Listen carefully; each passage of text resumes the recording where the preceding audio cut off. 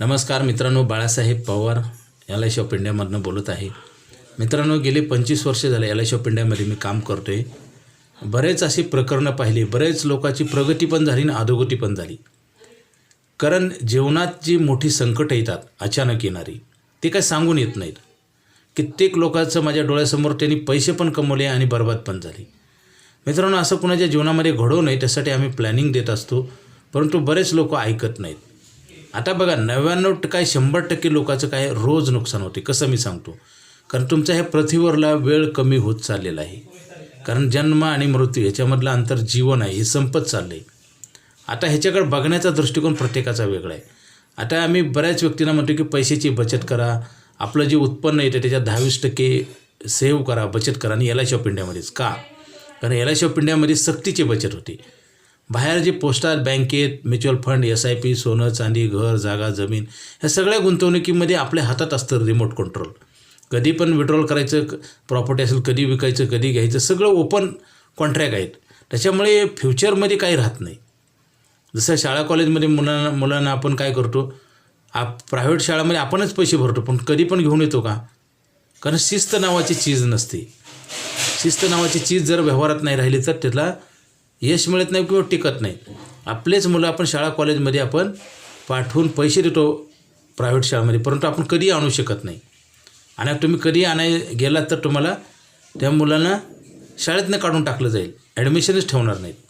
बघा, तुम्ही प्रॅक्टिकल करून बघा. मी जी सांगतो ती वास्तव आणि सत्य परिस्थितीनुसार मी सांगत असतो. मित्रांनो, हे वस्तुस्थिती आहे. मग हाच नियम आपण आपल्या पैशाच्या बाबतीत का लावत नाही?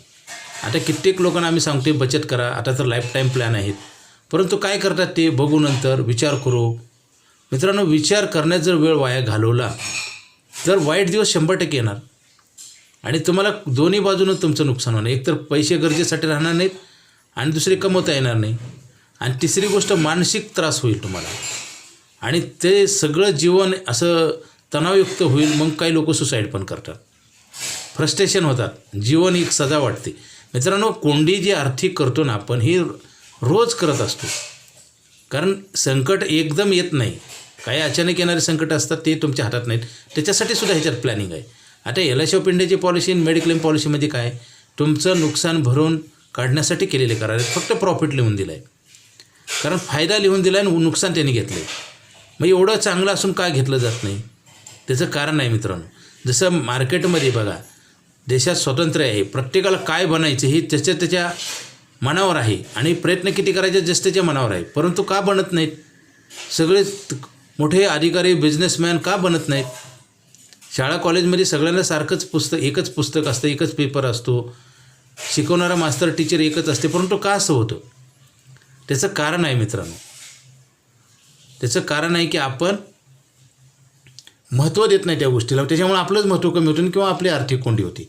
आपण नेहमी भविष्याकडे बघून प्लॅनिंग केलं पाहिजे. जसं रोडहून चालताना आपण पुढे बघून सुरक्षित जेवढं चालाल तेवढा तुमचा प्रवास चांगला होईल. तसंच आहे पैशाच्या बाबतीत पण तसंच आहे. सगळे पैसे दुनिया कमवते, परंतु सगळ्याकडे पैसे नाही म्हणून लोक लोन मागायला जातात, आणि लोनला FDपेक्षा जास्त इंटरेस्ट रेट असतो. बघा ना तुम्ही, बँकेत जी FD घेतात ना त्याच्यापेक्षा लोनला इंटरेस्ट जास्त असतं का नाही?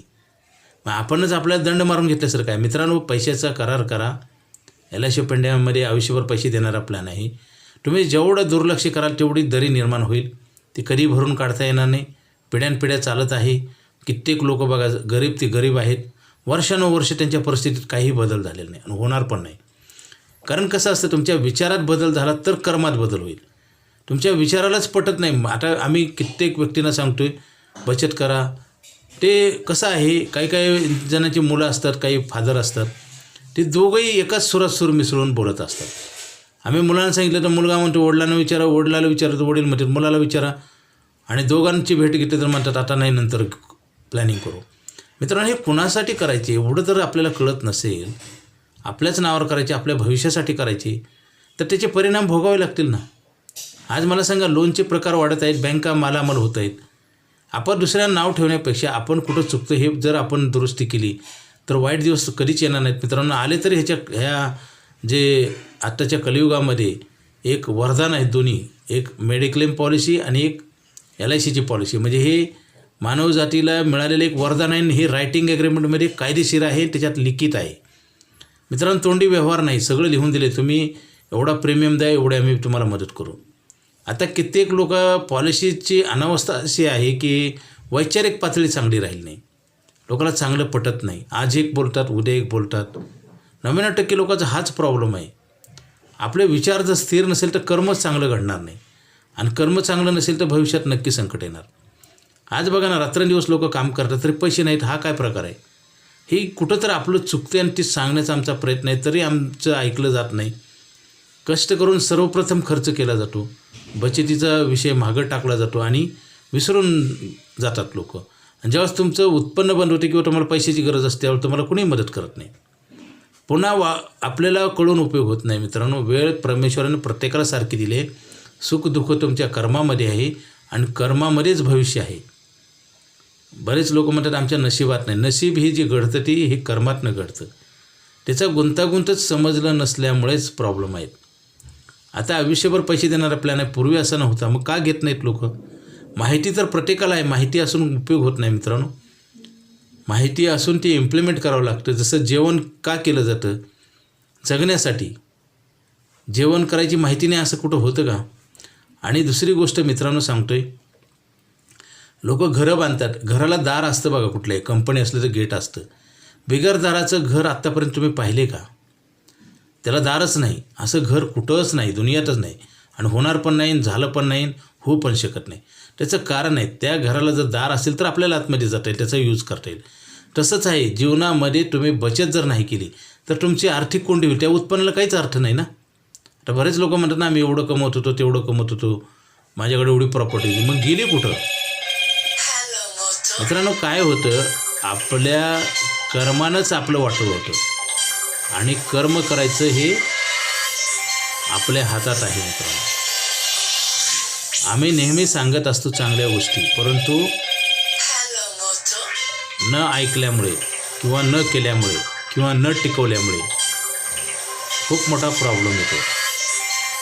आताच्या सध्याच्या काळात तर 99% लोक कर्ज काढून खर्च करतात, क्रेडिट कार्डवरनं खर्च करतात, खर्चासाठी नको ते प्लॅनिंग करतात. मित्रांनो, आणि बचत करायचं दुर्लक्ष आहे. आणि केली तर mutual fund, share market, SIP, ज्या गुंतवणुकीत कसलीही गॅरंटी नाही, मुद्दलसुद्धा मिळायची गॅरंटी नाही. SIPमध्ये आहे का?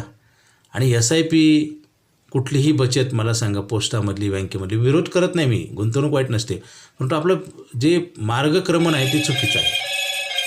अधिक माहितीसाठी मला फोन करा. Okay, thank you.